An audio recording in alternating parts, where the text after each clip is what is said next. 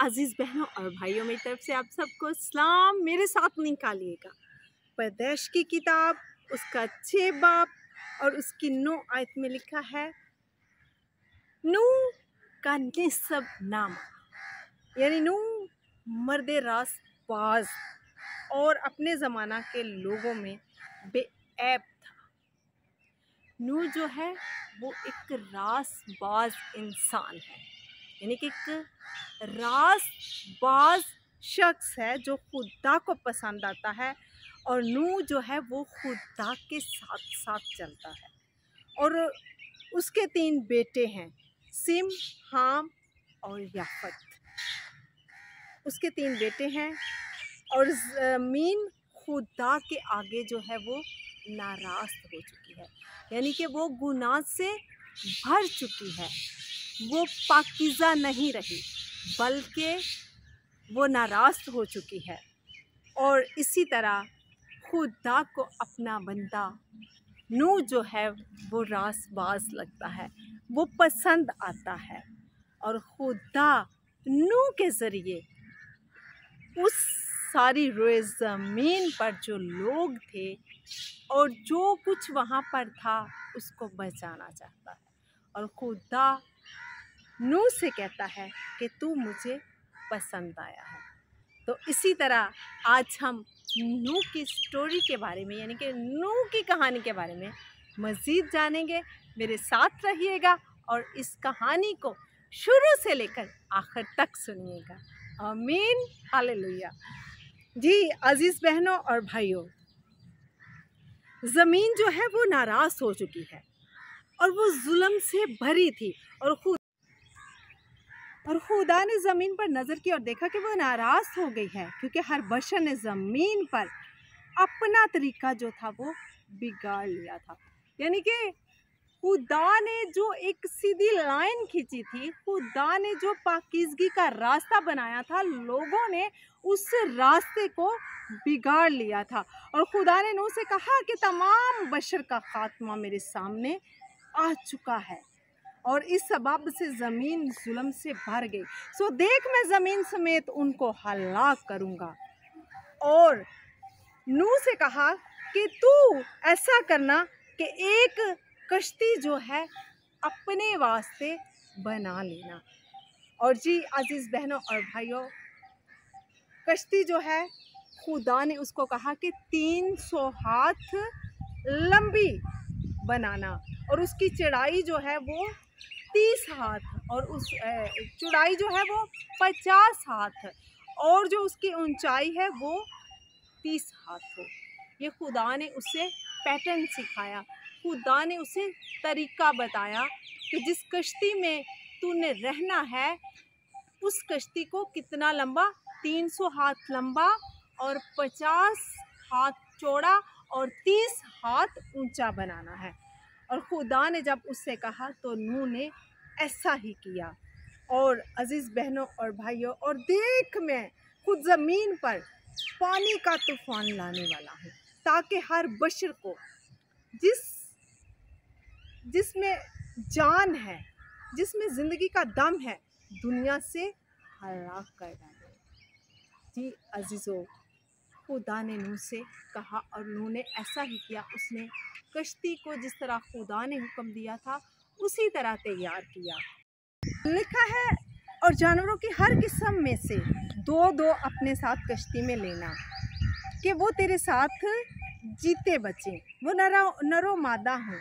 और परिंदों की हर किस्म में से और चरिंदों की हर किस्म में से जितने भी हैं, तूने उनको इतनी तादाद में कश्ती में अपने साथ बिठा लेना ताकि वो बच जाएं। जैसा खुदा ने उसे हुक्म दिया था, नूह ने वैसा ही अमल किया। यानी कि खुदा ने जो भी बताया था, नूह ने खुदा की बात को रद्द नहीं किया बल्कि खुदा का हुक्म मानते हुए उस बात पर अमल किया। और लिखा है कि इस ज़माना में खुदा ने उसको कहा कि नूह से कहा, तू अपने पूरे ख़ानदान के साथ कश्ती में आ, क्योंकि मैंने तुझको अपने सामने इस ज़माना में रास्तबाज देखा है। जी अजीज़ बहनों भाइयों, उस वक्त खुदा को नूह मिलता है। वो रासबाज इंसान होता है और खुदा उसे कहता है कि तू अपना पूरा ख़ानदान अपने साथ ले और मैंने तुझे इस ज़माना में से रासबाज पाया है। कुल पाक जानवरों में से 7-7 नर और उनकी मादा, और उनमें से जो पाक नहीं है 2-2 नर और उनकी मादा अपने साथ लेना। ये भी हुक्म खुदा ने नूह को दिया और नूह ने ऐसा ही किया, क्योंकि 7 दिन के बाद मैं ज़मीन पर 40 दिन और 40 रात पानी बरसाऊंगा और हर जानदार शय को जिसे मैंने बनाया ज़मीन पर से मिटा डालूंगा। जी अजीज़ बहनों और भाइयों, खुदा नूह को हुक्म देते हैं और खुदावंद फरमाते हैं, और नूह ने वो सब जैसा खुदावंद ने उसे हुक्म दिया था किया। 600 बरस का था जब बरस का तूफान आया, यानी कि ज़मीन पर जब तूफान आया तब नूह जो है उनकी उम्र 600 बरस है, और खुदा उनसे कहते हैं। और 7 दिन के बाद ऐसा हुआ कि ज़मीन का पानी, तूफ़ान का पानी ज़मीन के ऊपर आ गया। जी अजीज़ बहनों भाइयों, जैसा खुदा ने फरमाया था खुदा ने वैसा ही किया। और इसी तरह उस रोज़ नूह और नूह के बेटे सिम और हाम और याफत और नूह की बीवी और उसके बेटों की तीनों बीवियाँ और हर किस्म का जानवर और हर किस्म का चौपाया और हर किस्म का ज़मीन पर रेंगने वाला जानदार और हर किस्म का परिंदा और हर किस्म की चिड़िया, यह सब कश्ती में दाखिल हुए।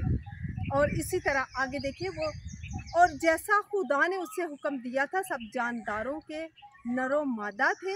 सब खुदावन ने उसको क्या किया, जब वो अंदर चले गए, कश्ती के अंदर चले गए, ये सारे जानवर, ये सारे जानदार नरो मादा, फिर खुदा ने उनको बाहर से उनका जो दरवाज़ा है वो बंद कर दिया। और 40 दिन तक ज़मीन पर तूफ़ान रहा और पानी बढ़ा और उसने कश्ती को ऊपर उठा दिया। यानी कि पहले कश्ती ज़मीन पर थी, जब पानी ऊपर आया तो पानी ने कश्ती को ऊपर तक उठा दिया और पानी ज़मीन पर बहुत ही ज़्यादा चढ़ा और सब ऊंचे पहाड़ जो दुनिया में हैं छुप गए। पानी उनसे 15 हाथ ऊपर चढ़ा और पहाड़ जो हैं वो डूब गए और सब जानवर जो ज़मीन पर चलते थे, परिंदे और चौपाए और जंगली जानवर और ज़मीन पर के से सब रेंगने वाले जानदार और सब आदमी उस तूफान से, उस पानी से मर गए। इसी तरह आगे हम देखेंगे, फिर खुदा ने नूह को और कुल जानदारों, कुल चौपायों को भी जो उसके साथ कश्ती में थे याद किया, और खुदा ने ज़मीन पर एक हवा चलाई और पानी रुक गया। और इसी तरह 150 दिन के बाद वो जो पानी है घटते घटते कम हुआ। खुदा ने एक ऐसी हवा चलाई कि जिससे वो पानी रुक गया और पानी ज़मीन पर से घटते घटते 150 दिन के बाद कम हुआ। और 7वें महीने की 17वीं तारीख को कश्ती अरारात के पहाड़ पर टिक गई, यानी कि वहाँ पर ठहर गई, और पानी 10वें महीने तक बराबर घटता रहा। और 10वें महीने की पहली तारीख को पहाड़ों की चोटियाँ जो हैं वो नज़र आईं। और 40 दिन के बाद यूँ हुआ कि नूह ने कश्ती की खिड़की जो उसने बनाई थी उसको खोला, वो खिड़की खोली और उसने एक कौवे को उड़ा दिया। सो वो निकला और जब तक ज़मीन पर से पानी सूख ना गया इधर उधर फिरता रहा। फिर उसने एक कबूतरी अपने पास से उड़ा दी ताकि देखे कि ज़मीन पर पानी घटा या नहीं। फिर कबूतरी ने पंजा टिकने की जगह ना पाई और उसके पास कश्ती को लौट आई, क्योंकि तमाम रोए ज़मीन पर पानी था। जी अजीज़ बहनों भाइयों, कबूतरी को जब उसने छोड़ा वो सारी जगह पे देख कर आई, इतना पानी था कि उसका एक पंजा रखने के लिए भी जगह ना थी, और वो वापस नूह के पास कश्ती में लौट आई। फिर उसने एक कबूतरी अपने पास से, फिर वो 7 दिन, फिर वो और 7 दिन ठहर कर उसने उस कबूतरी को फिर कश्ती से उड़ा दिया, और वो कबूतरी शाम के वक़्त उसके पास लौट आई और देखा तो जैतून की एक ताज़ा पत्ती उसकी चोंच में थी, यानी कि पानी कम हो चुका था। पानी काफ़ी हद तक उतर चुका था।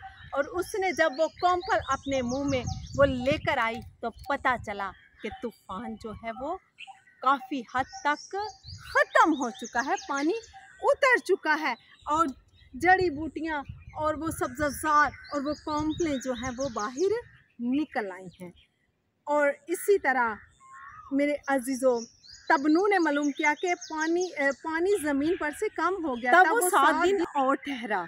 इसके बाद फिर उस कबूतरी को उड़ाया, पर वो उसके पास फिर कभी लौट कर ना आई। और 600 पहले वर्ष के पहले महीने की पहली तारीख को यूँ हुआ कि ज़मीन पर से पानी बिल्कुल सूख गया और नूह ने कश्ती की छत खोली और देखा कि ज़मीन की सतह सूख गई है। और दूसरे महीने की 27वीं तारीख को ज़मीन को बिल्कुल ही सूख गई।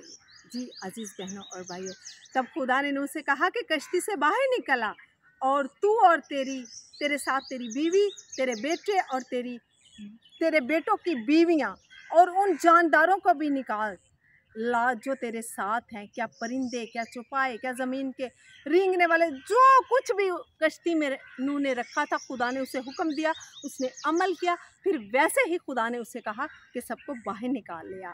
और इसी तरह अजीज़ बहनों और भाइयों, लिखा है तब फिर नूह जो है वो कुर्बानी चढ़ाता है। तब नूह ने खुदावंद के लिए एक मज़बा बनाया। वो जब कश्ती से बाहर आते हैं तो नूह जो है, जो रासबाज इंसान है, वो खुदा के लिए एक मज़बा बनाता है और सब पाक चौपायों और पाक परिंदों में से थोड़े से लेकर उस मज़बा पर सोख्तनी कुर्बानियाँ उसने खुदा के लिए चढ़ाईं और खुदावन ने उनकी राहत अंगेज़ खुशबू ली। और खुदावन ने अपने दिल में कहा, इंसान के सबब से मैं फिर कभी ज़मीन पर लानत नहीं भेजूँगा, क्योंकि इंसान के दिल का ख्याल लड़कपन से बुरा है। और फिर सब जानदारों को जैसा अब किया है मारूंगा, बल्कि जब तक ज़मीन कायम है बीज बूटा और फसल कांटा और तपश गर्मी और जाड़ा दिन और रात मौक़िफ़ ना होंगे। और खुदा आगे क्या करते हैं? खुदा जो है वो नूह के साथ, रासबाज बंदा के साथ वादा करते हैं, अहद करते हैं। और खुदा ने नूह और उसके बेटों को बरकत दी और उनको कहा कि बार हो और बढ़ो और ज़मीन को मामूर करो और ज़मीन के कुल जानदारों और हवा के कुल परिंदों पर तुम्हारी दहशत और तुम्हारा रोब होगा। ये और तमाम कीड़े जिनसे ज़मीन भरी पड़ी है, समंदर की कुल मछलियाँ तुम्हारे हाथ में की गई हैं। जी अजीज़ बहनों और भाइयों, यहाँ पर खुदा हक ताला फरमाते हैं, नूह से कहते हैं, अपने बंदा से फरमाते हैं कि सब्जियाँ, गोश्त और भी बहुत सी चीज़ें जो हैं वो मैंने तुझे दे दी। खुदा ने सब कुछ दे दिया। और खुदावंद कहते हैं, जो आदमी का खून करे उसका खून आदमी से होगा, क्योंकि खुदा ने इंसान को अपनी सूरत पर बनाया है। और खुदावंद कहते हैं कि तुम बार हो और बढ़ो और ज़मीन पर खूब अपनी नस्ल बढ़ाओ और बहुत ज़्यादा हो जाओ। जी अजीज़ बहनों और भाइयों, जब वो तूफ़ान ख़त्म हो जाता है तो आगे नूह की नस्ल से फिर आने वाली नस्लें चलती हैं। खुदा उसको कहता है कि अपनी नस्ल को बढ़ाओ, बार हो और बहुत हो जाओ।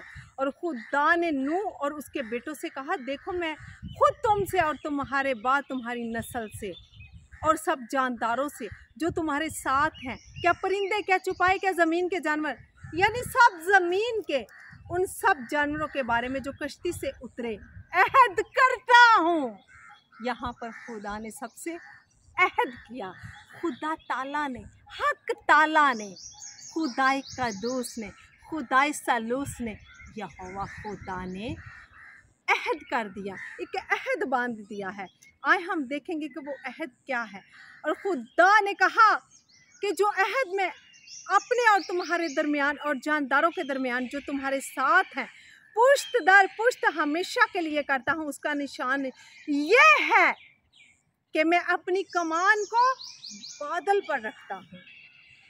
जी अजीज़ बहनों और भाइयों, लिखा है कि मैं अपनी कमान को बादल पर रखता हूँ, वो मेरे और ज़मीन के दरमियान अहद का निशान, वो मेरे और ज़मीन के दरमियान अहद का निशान होगी। और ऐसा होगा कि जब मैं ज़मीन पर बादल लाऊंगा तो मेरी कमान बादल में दिखाई देगी। आप देखते हैं जब ज़्यादा बारिशें होती हैं हमें एक कौसे कज़ा बादल में नज़र आती है। वो खुदा का अहद है, वो खुदा का वादा है हर बशर के साथ, हर जानदार के साथ, हर इंसान के साथ। वो खुदा ने हमारे साथ किया है। जब नूह के साथ ये अहद हुआ था तो तमाम जानदारों के साथ ये अहद हुआ था। तो अज़ीज़ बहनों और भाइयों, और लिखा है, और मैं अपने अहद को जो मेरे और तुम्हारे और हर तरह के जानदार के दरमियान है याद करूँगा, और तमाम जानदारों की हलाकत के लिए पानी का तूफ़ान फिर ना होगा, और कमान बादल में होगी, और मैं उस पर निगाह करूँगा ताकि उस अबदी अहद को याद करूँ जो खुदा के और ज़मीन के सब तरह के जानदार के दरमियान है। बस खुदा ने नूह से कहा कि ये उस निशान, ये अहद उस का निशान है जो मैं अपने और ज़मीन के कुल जानदारों के दरमियान कायम करता हूँ। हालेलुया, खुदा ने एक निशान कायम किया। आज अगर हम गुनाह से बाज नहीं आते, तौबा नहीं करते, तो जिस तरह नूह के ज़माना में खुदा ने तमाम दुनिया को ख़त्म कर दिया सिवाय एक रासबाज नूह और उसके ख़ानदान के अलावा। अगर आप चाहते हैं कि हमारे ख़ानदान बचे, हमारी आने वाली नस्लें बचे, तो तौबा करें। और जिस तरह नूह जो है वो रासबाज इंसान बनकर खुदा के साथ चलता है, आज हमें भी ज़रूरत है कि हम रासबाज होकर अपने खुदा। अज़ीज़ बहनों और भाइयों, वक़्त है कि हम तौबा करें, हम गुनाह में मारे ना जाएं, बल्कि खुदा से माफ़ी मांगें। अगर हमसे कोई गलती, कोई गुनाह, कुछ भी सरजद हुआ है, तो हमारे पास यहोवा खुदा का बेटा है जिसके वसीला से हम माफ़ी मांग सकते हैं, हम ज़िंदगी हासिल कर सकते हैं, हम बरकत को हासिल कर सकते हैं। आए, आज ज़रूरत है कि हम उसके सामने झुकें, अपने गुनाहों का इकरार करें और उस खुदा के बेटे से माफ़ी मांगें जो हमें माफ़ करने की कुदरत और क़ुव्वत रखता है। और खुदा ने जब अहद किया तो खुदा ने अब पूरी दुनिया को कभी हलाक नहीं किया और पूरी दुनिया पर कभी तूफ़ान नहीं आया। अगर कहीं पर आता है तो इंसानों की बदी के इर्ज़, इंसान के गुनाह के बायस, लेकिन खुदा उस अहद को याद करता है। जब बादल आते हैं तो सम टाइम हम देखते हैं कि वो कोसे कज़ा यानी कि खुदा का अहद कहाँ है। वो 7 रंगों की रोशनी है, खुदा का वो अहद है, वो हमें नज़र आता है। फिर हम खुश होते हैं, खुदा हमें याद दिलाता है और हम खुदा को याद दिलाते हैं कि आपने हमारे साथ ये वादा किया है। आए इसी वादे के साथ खुदा के आगे झुके और उसके नाम को मुबारक कहें, क्योंकि वो पाक है और सब कुछ करने की कुदरत रखता है। आए इस कलाम के वसीला से खुदावंद आपको और मुझे बहुत सी बरकत दे। आमीन, हालेलुया।